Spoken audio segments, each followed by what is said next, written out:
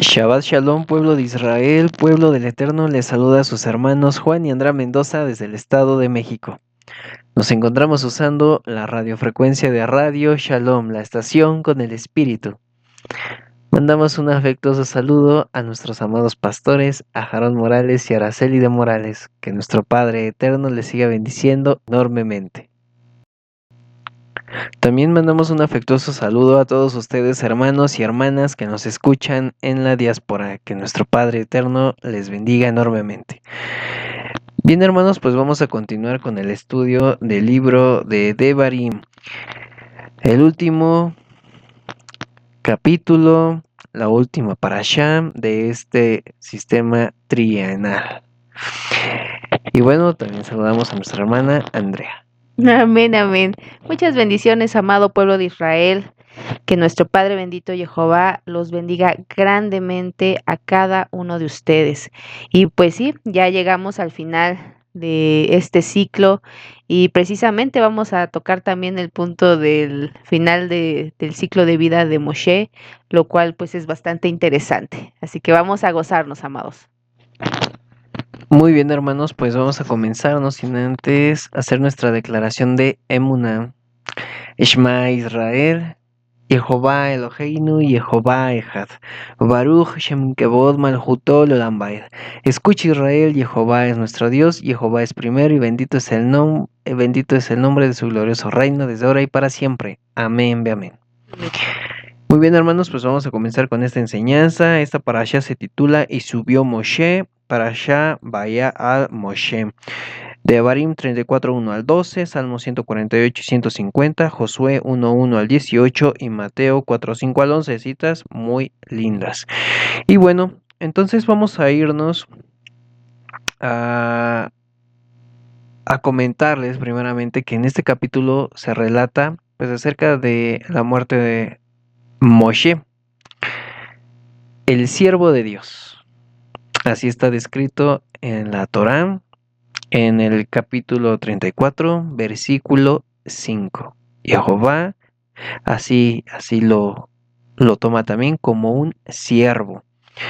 Y bueno, de esto vamos a comentar algo interesantísimo. Y estos temas los encontramos en el Talmud. En el Talmud, donde dice que una referencia directa a la muerte del beso, así lo citan aquí, a la que le denominan las primicias del mundo por venir. Es decir, ese beso de Dios, aquí lo toma el Talmud, ese beso de Dios que es dado a los justos, en este caso a Moshe, que se comenta que él murió con un beso de Dios. Entonces, este beso lo denomina el Talmud como la primicia del mundo por venir. Es una probadita. Bueno, pues se enseña por parte de los sabios que Jehová ha dado en este mundo una primicia del mundo por venir a 3 hombres, a Abraham, Isaac y a Jacob. Y también enseña que dentro de estas personas que han recibido una primicia y que ha sido por medio de un beso de la boca de Dios, ha sido Moshe, Aarón y Miriam. ¿Y por qué se relata esto? Bueno, resulta que en la Torá, en Números 33, Números 38 y Devarim 34:5, se comenta la siguiente palabra, donde dice que por orden del Señor ellos mueren. Es decir, cuando nuestro Señor dice, sube allí, pues también está indicando por orden de la boca del Señor. Entonces de aquí se deduce que nuestro Padre Eterno los besa y con este beso pues ellos ya entregan, como quien dice, su ruaj a nuestro Padre Eterno. La expresión en hebreo es alpi, que se traduce generalmente como por orden de, ¿no? En este caso por orden de Dios, al pi, así viene en hebreo. Y significa literalmente sobre boca. Es decir, en este matiz está toda la enseñanza. El justo que conoce en este mundo las primicias del otro mundo muere sobre la boca de Dios. Como lo vemos en Shir Hashirim, Cantar de los Cantares, donde se comenta por parte del Midrash, en el Talmud, que en esta cita del beso de la boca, precisamente que lo besen con los besos de su boca, se refiere también a la forma en la que mueren los justos. Los sabios dicen que las vidas de estos justos serán arrebatadas por un beso. Por ejemplo, la vida de Aarón no fue tomada de otra manera que por medio de un beso, como está escrito en Números 33 y 38. El sacerdote Aarón subió a la montaña de Hor por orden de Alpi, es decir, sobre la boca. Decíamos que Alpi literalmente es sobre la boca del Señor y allí murió. Respecto a la vida de Moshe, se deduce en Devarim 34:5 que murió pues allí Moshe, servidor del Señor, por orden al pi sobre la boca del Señor. Y de Miriam, porque está escrito en Números 21, y Miriam murió allí, al igual que en el verso anterior, allí va seguido de por orden al pi del Señor. Entonces de aquí podemos entender también Shir Hashirim, capítulo 1, versículo 2, donde dice que me bese con besos de su boca. Al morir por el beso de Dios, el espíritu del hombre sale por la boca. De acuerdo a los sabios, sí, el espíritu sale por la boca del hombre cuando es besado por Dios. Y este espíritu se une con Elohim. Esto está relatado en el Talmud. 903 clases de muerte han sido creadas en el mundo, pues está dicho, y Jehová nuestro Señor da a la muerte salidas, en hebreo, lemut totzot. Está en Salmo 68:21. En efecto, el valor numérico de la palabra salidas, que es totzot, es 903. La más penosa de las muertes es, comentan, la del garrote. Pero mientras tanto, la más dulce de todas las muertes, ¿cuál creen que es? La del beso divino. Eso es lo que se comenta por parte de los sabios. En el Zohar hay diversos comentarios que explican el sentido filosófico de la muerte mediante el beso de Dios. Uno de ellos se centra en el hecho de que por medio de un beso en la boca, los espíritus de dos seres se unen. Así, en este fragmento del Zohar se dice lo siguiente: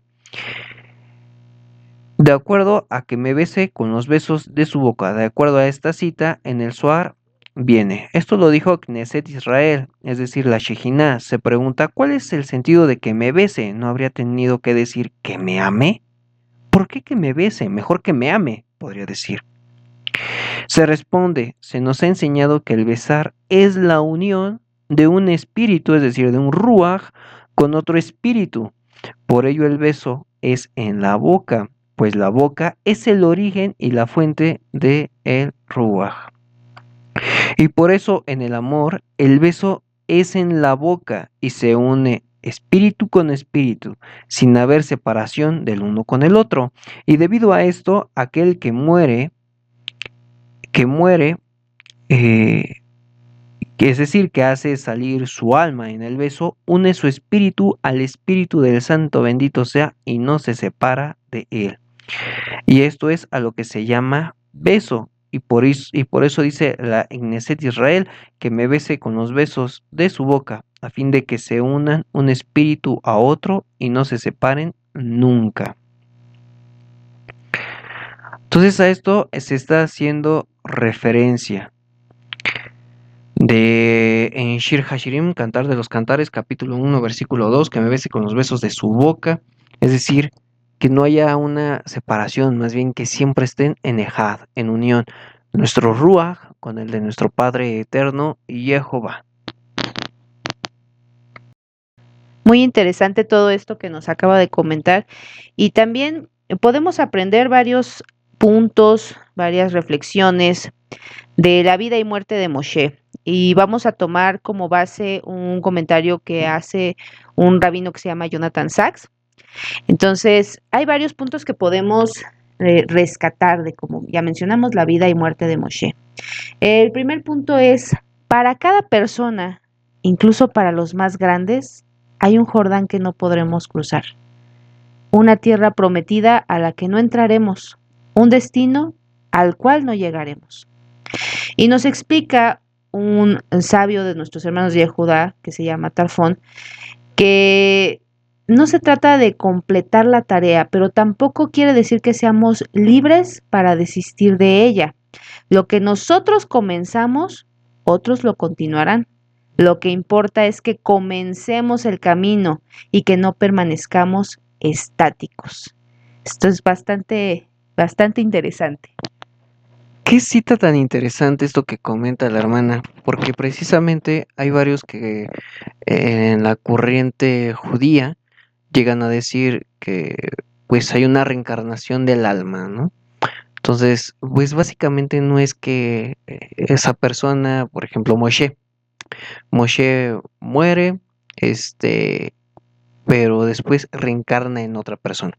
No, no se trata de eso, sino así como comenta este rabino que me parece muy acertado su comentario, porque entendemos por medio también de la enseñanza de nuestro rabí, después de la muerte, pues viene el juicio, ¿no? Me refiero a nuestro Señor Yahushua, que así nos lo ha enseñado. Entonces, ¿a qué vamos con esto? Que no tanto es de que haya una reencarnación del alma, sino más bien la función que estaba destinada para una alma, viene otra y la continúa. Más bien es eso, la continuación de las funciones que se deben de cumplir, la voluntad divina. Amén, amén. Así es. Y bueno, otro punto es algo que podemos tomar de Deuteronomio 34:6, donde menciona que precisamente nadie sabe dónde está enterrado Moshe, ¿no? Este es algo bastante relevante, aunque parece un detalle muy pequeño. Pues no lo es algo que hace contraste grandemente con las grandes civilizaciones, ¿no? Actuales. ¿Qué pasa cuando alguien muere, ¿no? Algún famoso, alguna estrella, algún político. Ahí las tumbas se convierten en monumentos, en santuarios, la gente recorre grandes distancias para ir a esos lugares. Pero aquí hay ese contraste precisamente con Moshe, o sea, Moshe Rabenu no ha habido un profeta como él, es lo que nos dice la Torá, ¿no? Sabemos que nuestro Mashiach Yehoshua, pues es ese profeta que iba a venir, pero él es nuestro Padre eterno, es nuestro Señor, nuestro Dios. Entonces, como Moshe, pues no ha habido otra persona, otro ser humano, ¿no? Entonces, a él no lo pusieron como que en ese lugar donde la gente fuera a adorarle, donde la gente ahorita estuviera haciendo viajes para llevarle pues esas cosas que hacen con los ídolos, ¿no? Esas ofrendas, exactamente. Entonces, esto es algo muy importante que la Torah resalta y destaca.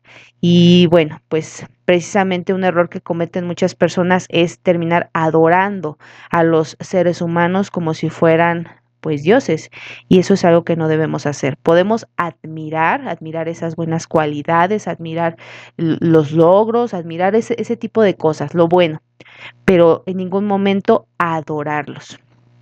Otro punto que también podemos aprender es que solamente nuestro Padre bendito Jehová es perfecto. Esto es de suma importancia. Moshe, siendo la persona que era, con ese nivel espiritual que alcanzó, aún con todo eso, no era perfecto. Moshe falló y la Torah nos dice ahí cuál fue su falla, ¿no? La Torah no esconde las fallas de las personas. De hecho, tanto las personas que están citadas en la Torá, los patriarcas, los profetas, nos marca ahí sus fallas, pues de igual forma la Torá nos muestra cuáles son nuestras fallas. Entonces, la Torá no oculta eso. y precisamente esta lección la podemos aprender. Ninguno de nosotros es perfecto, todos estamos en un proceso de perfeccionamiento, en un proceso de crecer, de avanzar, de dejar atrás todo aquello que pues no es bueno, ¿no? Ninguno de nosotros pues va a alcanzar esa perfección que solamente le pertenece a nuestro Padre bendito Jehová, pero podemos trabajar en crecer espiritualmente, eso sí lo podemos hacer. Así es, trabajar en ser semejantes a la imagen divina. Así es.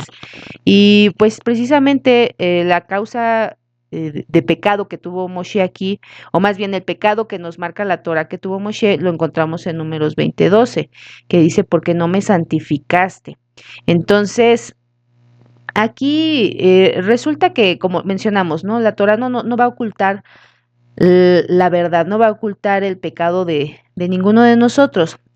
Hay algo que encontramos en este comentario que me parece muy relevante para compartir, que hay personas que son muy religiosas eh, y que pueden llegar a querer ocultar la verdad por motivos elevados, y menciona este rabino que es porque tratan de evitar un Hilul Hashem. Recordemos que Hilul Hashem es la profanación del nombre bendito. Y concluye diciendo esto, pero inevitablemente el resultado es un Hilul Hashem todavía más grande. ¿Qué nos recuerda esto? ¿Qué puede evocar este comentario tan acertado también? Precisamente el tratar de ocultar el nombre del Eterno para que no sea profanado, como lo hacen muchos, ¿no? ¿Y en qué terminan cayendo? En profanar el nombre del Eterno, en no mencionarlo, en decir que se pronuncia de una forma diferente o que no se pronuncia. Entonces, ¿eso qué es? Hilul Hashem. Hilul Hashem Jehová, porque entendamos y que nos quede bien claro, su nombre es Jehová y ese va a ser su nombre para siempre. Entonces, el que esté relacionado con este punto, de que no va a matizar nuestros pecados, no los va a hacer chiquitos, no los va a ocultar, pues es muy, muy interesante y debemos tomar en cuenta también, tomar estas perlitas, ¿no? Hay que tomarlas en cuenta porque nos enseñan mucho. Ahora, otro punto que podemos aprender es que hay más de una forma de vivir una buena vida. Incluso Moshe no pudo guiar solo al pueblo. Él necesitó ayuda de su hermano Aarón, de su hermana Miriam, de los 70 ancianos. Entonces, él no pudo hacerlo solo. ¿Y esto qué nos enseña? Que no debemos caer en minimizarnos o en despreciar o desvalorizar lo que nosotros podemos aportar.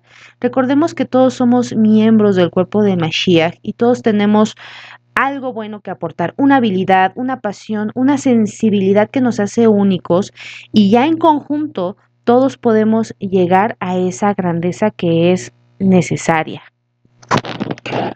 Así sí, también, por ejemplo, no habría que olvidarnos de la presencia divina.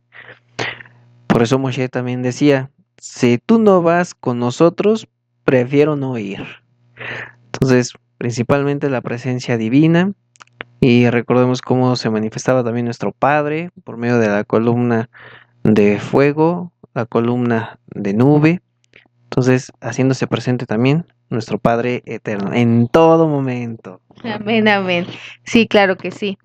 Ahora bien, encontramos en Deuteronomio 34:7 lo siguiente.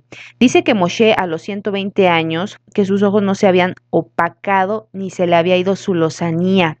¿Qué podemos aprender de aquí? Que nunca debemos perder nuestros ideales de la juventud. Entonces, aquí nos explican que esta frase implica que él jamás perdió esa pasión por la justicia que tenía desde que era joven. Esa pasión seguía allí, estaba tan vigoroso como desde el principio, ¿no? O sea, desde que él era muy, muy jovencito. Entonces, somos tan jóvenes como nuestros ideales. Si nosotros perdemos ese objetivo, si perdemos esos ideales, entonces es cuando vamos a empezar a envejecer muy rápidamente. Realmente la Torah nos da vida, la Torah nos da ese foco, la Torah nos marca cuál es la meta a alcanzar. Si nosotros perdemos eso de vista, simplemente pues vamos a perder toda fuente de energía y toda fuente pues de pasión que podamos tener por la vida. Otro punto también. En la zarza ardiente, Moshe le dijo al Eterno: no soy un hombre de palabras, soy pesado de lengua.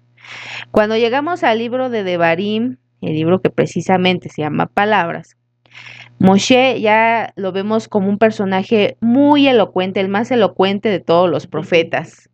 Y pues es sorprendente, ¿no? Pero no debemos tomarlo así como algo que pues no esperábamos. El Eterno lo eligió a alguien que no era un hombre de palabras, para que cuando hablara el pueblo entendiera que no era él quien hablaba, sino que era el mismo Dios, el mismo Eterno, nuestro Jehová, que él era el que hablaba a través de Moshe. Cuando él hablaba, no eran sus palabras, sino las palabras de Jehová. Y también por eso nuestro padre escogió una pareja que no podía tener hijos, Abraham y a Sara, para que se convirtieran en los padres del primer niño del pueblo de Israel, el primer niño de la promesa. También por eso nos ha elegido como pueblo, un pueblo que puede parecer débil, un pueblo que a lo mejor pues tiene muchas fallas, pero nos ha elegido para ser testigos de nuestro Padre bendito ante todo el mundo, para poder elevarnos. Y de hecho vemos que también en parte de esta parasha que corresponde al Salmo 148, ahí nos hace mención de que Dios nos hace prosperar. Sí, ahí se hace referencia a que nos hace prosperar a través de la palabra queren en hebreo.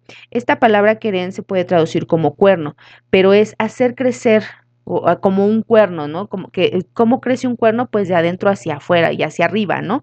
Entonces, es la forma en que el Eterno hace crecer y prosperar a su pueblo Israel. Él nos hace también elevarnos, Él nos hace evidentes, Él nos hace resplandecer ante todos.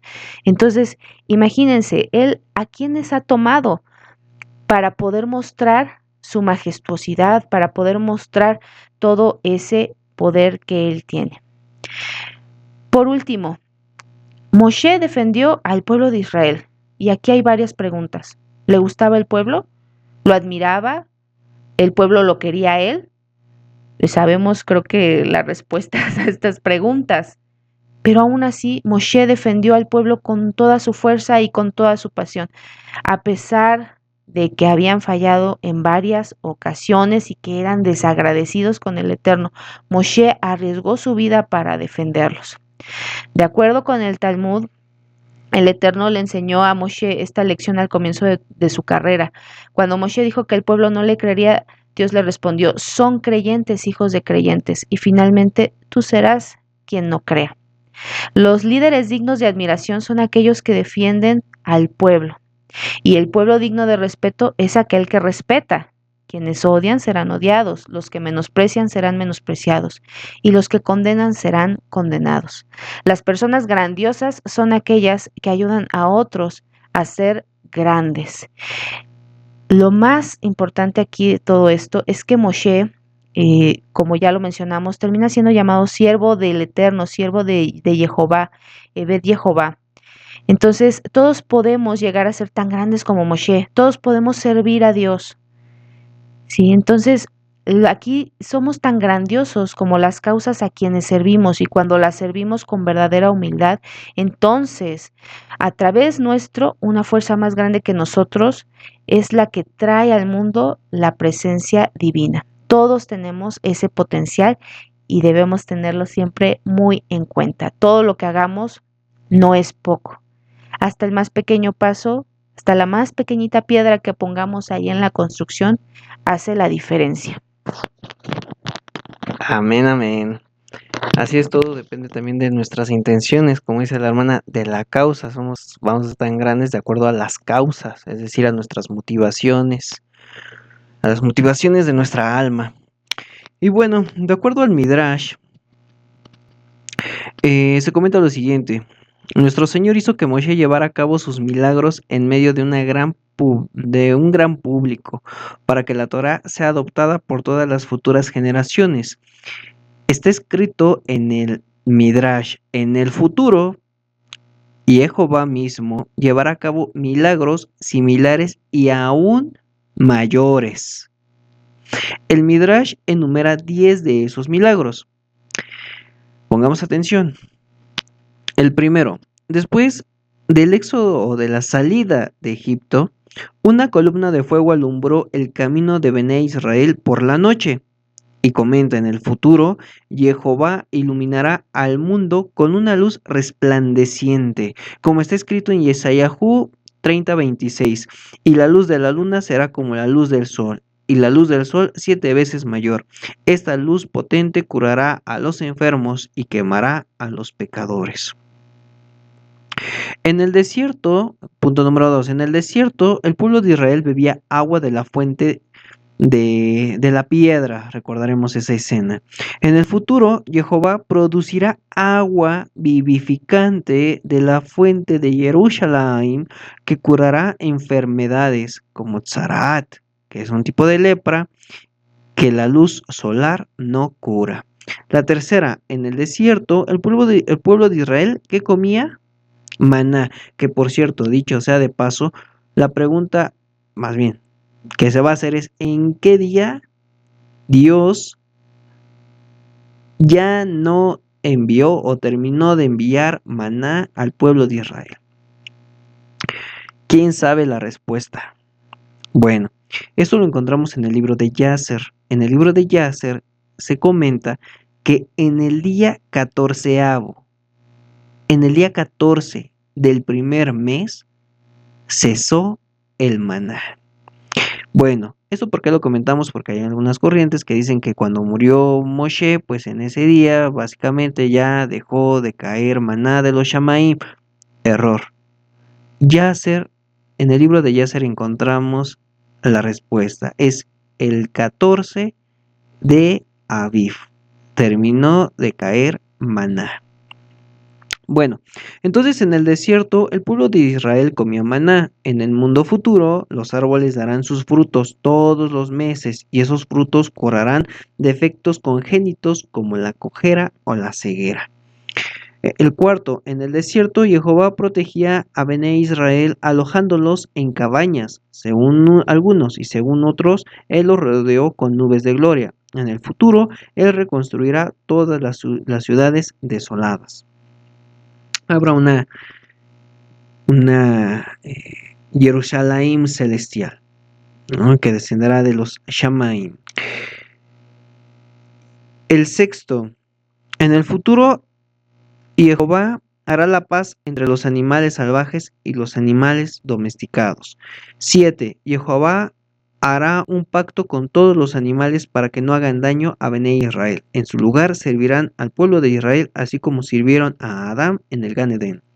8. Debido a que Jehová hará prevalecer la paz y la abundancia, no habrá más sollozos ni lamentos. Será, el punto 9, será abolida la muerte, como está escrito en Yeshayahu 25:8, donde está escrito, destruirá a la muerte para siempre. Y por último, el punto número 10, que cita aquí este Midrash, es no va a decir un suspiro, ya que el Yetzer Hará, es decir, el instinto a lo malo, el instinto maligno, será abolido y en consecuencia dejarán de existir el sufrimiento y el dolor. Todo lo contrario, todos se regocijarán en el estudio de Torah y en el conocimiento divino. Entendamos o veamos que la Torah finaliza con la palabra Israel y comienza con en el comienzo, con Bereshit. Esto nos da a entender que el mundo fue creado para el pueblo de Israel. Como está escrito, Israel es Kadosh a Jehová, primicias de sus nuevos frutos, en Yirmiyahu 2:3. Entonces, Jehová concibió la creación del universo para Bené Israel, pueblo que estudiaría y cumpliría sus mandamientos. Amén, amén. Realmente la protección que nos da nuestro Padre bendito es impresionante, ya lo habíamos comentado también en la parashá pasada, pero aquí nos vuelve en esta parashá lo volvemos a tocar. De hecho, en la cita que corresponde a Mateo 4, a partir del versículo 5 al versículo 11, vemos que en esta porción a Yehoshua es llevado al desierto y es tentado por el Hasatán. Entonces, aquí en esta parte, el Hasatán le dice que se echara para abajo, ¿no? Lo puso así en las alturas, en el pináculo del templo. Échate abajo, porque escrito está, a sus ángeles mandará cerca de ti, en sus manos te sostendrá para que no tropieces con tu pie en piedra. Esto es una referencia directa al Salmo 91 versículo 11 y 12, que dice, pues a sus ángeles mandará cerca de ti. También encontramos traducciones donde dice que mandará a sus ángeles a guardarnos en todos los caminos. Y esto lo podemos tomar tanto literalmente, pero por supuesto que espiritualmente también. Claro que Él nos cuida en todos nuestros caminos y qué mejor manera de cuidarnos que a través de su Torah, a través de su instrucción para que nosotros no tropecemos con qué, con las transgresiones. Aquí esto que estaba haciendo el Hasatán en ese momento con nuestro amado Mashiach y Joshua, por supuesto que fue un movimiento muy astuto, ¿no? Muy hábil, porque estaba usando hasta la misma palabra como para querer tentarlo. Aquí dice esto, entonces pues hazlo. Pero por supuesto, nuestro amado Mashiach, con todo el conocimiento de la Torah, pues él, al ser la misma Torah viviente, sabía que eso era parte de tentar a nuestro Señor Jehová.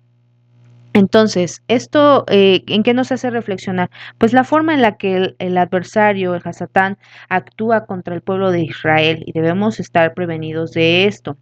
En el momento en que el hombre siente que ha conseguido cierta elevación espiritual, es cuando el Yetzer Hará lo ataca para hacerlo pecar. Él no intenta inducirlo a pecar en cosas grandes porque sabe que no lo va a escuchar. Él busca hechos que aparentemente son insignificantes a los ojos de su víctima y entonces lo hace tropezar. Entonces, son las misbot que la gente suele minimizar y pisotear, donde la mala inclinación trata de aferrarse. Esas cosas que llegamos a decir, esto, pues no, yo creo que no es tan importante, no creo que aplique para nosotros, eh, yo no siento que deba guardar estas cosas, ¿no? El yo siento, yo pienso, yo creo, eso de entrada nos puede llevar al error. Recordemos que ninguno es sabio en su propia opinión, por algo tenemos una Torah y por algo tenemos que seguir la palabra del Eterno para que no esté a nuestra interpretación. Entonces, ese tipo de cosas, cuando nosotros empezamos como que a no tomarle importancia, es ahí donde el enemigo nos va a hacer caer, donde nos va a poner el pie. Entonces, luego de lograr penetrar en esas decisiones, pues ya la tiene más sencilla, el camino ya es mucho más fácil. ¿Para qué? Pues para que poco a poco haga caer al hombre, a la persona, en transgresiones mucho más graves. Como mencionamos también, pues todos tenemos el potencial de llegar a ser siervos del Eterno como lo fue Moshe Rabenu, pero pues aquí decimos, bueno, ¿por qué tenemos entonces esta mala inclinación? Entonces, ¿por qué hay este personaje tratando de hacernos caer, de hacernos pecar, ¿no? ¿Qué está pasando? Pues sí, o sea, el Eterno creó a la mala inclinación y creó a Satán. De hecho, también encontramos un comentario en Kiddushin 30b, que son comentarios de nuestros hermanos de Yehuda, donde es en el Bereshit, cuando Caín ya había matado a su hermano Hebel, y pues le está como reclamando a Dios, bueno, pues si tú me diste el instinto al mal, ¿por qué estoy mal yo, no? ¿Por qué es algo malo que yo me haya dejado guiar por él? Entonces, nuestros hermanos de Yehuda, en su tratado de Kiddushin 30b, repetimos, dicen que Dios le respondió de la siguiente manera: tienes razón, puse en ti al instinto maligno, el cual siempre anhela y desea hacerte tropezar.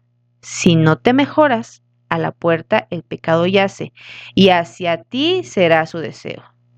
Sin embargo, también te di la habilidad de resistir, y tú puedes dominarlo. Entonces, ¿esto qué nos enseña, amados hermanos? Efectivamente, todos tenemos el potencial de ser elevados espiritualmente. Depende de nosotros. No hay prueba tan grande que no podamos nosotros, por las fuerzas de nuestro Señor Yehoshua y por sus méritos, que no podamos atravesar, que no podamos vencer. Todo lo podemos en nuestro Mashiach. Todo. No hay cosa que no podamos nosotros salir avantes con el favor de nuestro Señor Jehová. Sí, somos un pueblo que a lo mejor está en la diáspora, que hay muchas situaciones que podemos ver como que, pues, es que no nos podemos a lo mejor congregar físicamente y a mí me gusta así y podemos ver muchas cosas, ¿no? Porque luego tenemos el ojo muy fino para encontrarle quejas a todo, pero realmente estamos unidos por una cosa, por nuestro Señor, por nuestro Creador. Él nos une y estemos donde estemos. Ahí donde estamos somos Ejad con el Mashiach. Y ahí donde estamos nuestro Padre bendito nos cuida. Y ahí donde estamos nuestro Padre nos da sabiduría a través de su Torah y también a través de la inspiración que nos otorga para poder darnos cuenta cómo podemos atravesar estas pruebas y cómo podemos vencer a este adversario que trata constantemente de alejarnos de nuestro Padre bendito. Entonces hay que fortalecernos, hay que seguir estudiando Torah, enfocarnos en estudiar Torah porque la Torah es lo que nos da vida. Nos dice el profeta Yesaya, le dice al pueblo de Israel, ustedes son tan vulnerables e indefensos como lo es la paloma, la especie más perseguida de todas las aves. Y a pesar de su precaria existencia, se la encuentra en todas partes. Ella se hace ver y oír. Es verdad que ustedes son débiles, pero también lo es el hecho que el dueño de toda la fuerza y de todos los ejércitos es quien protege a cada uno en particular como si fuera su obra más preciada. Sepamos que somos amados, que somos muy valiosos y que podemos llegar a hacer grandes cosas para el servicio de nuestro Señor Jehová, para enaltecerle, para honrarle. Tenemos toda la capacidad y lo más importante es que lo tenemos a Él en nuestras vidas. Amén, amén, nuestra heredad. Amados hermanos, pues estamos terminando con esta enseñanza. La última parashá de este sistema trienal de parashot para continuar un nuevo ciclo en el de la Shemitah, que es toda la lectura de la Torá en un año. En esta ocasión fue 3 años, ahora va a ser en un año. Ajá, como se hacía en los tiempos del templo, que se leía la Torá, toda la Torá en ese año de la Shemitah. Bueno, hermanos, pues que Jehová les siga bendiciendo a todos ustedes. Disfruten las enseñanzas de nuestros hermanos y sobre todo, pues apeguémonos a la Torá de nuestro Padre Eterno, Jehová, y que les siga bendiciendo a todos ustedes enormemente. Amado Padre Celestial, te damos muchas gracias por estos momentos de enseñanza, que nuestra alma te alabe por siempre y para siempre, en el bendito nombre de nuestro Señor, Yehoshua HaMashiach. Amén, amén. Lehitraot. Hasta pronto.